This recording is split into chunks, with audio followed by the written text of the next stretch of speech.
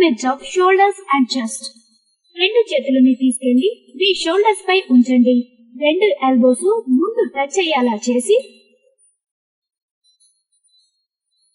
Inhale చేస్తూ మీకు ముందు భాగం నుంచి మీ ఎల్బోస్ ను పైకి లేపుతూ వెనకకి తిప్పుతూ ఉండాలి.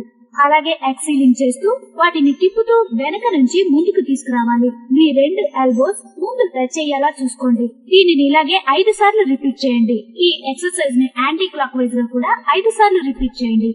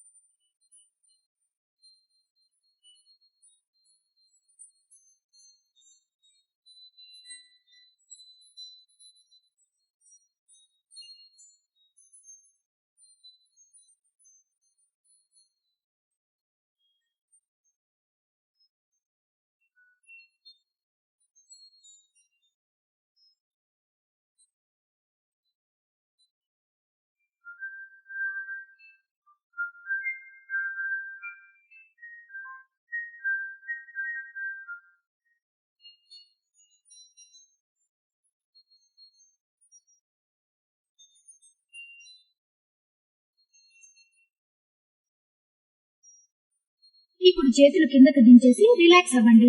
రిలాక్స్ అవుతున్నప్పుడు బాడీని లూజ్ గా ఉంచాలి. మీ యొక్క షోల్డర్స్ మరియు చెస్ట్ మజిల్స్ పై కాన్సన్ట్రేట్ చేయండి. మీ శరీరంలో ఏ భాగంలోనైనా నొప్పిగా వణుకుగా అనిపించినట్లయితే ఆ భాగంలో కాన్సన్ట్రేట్ చేయండి.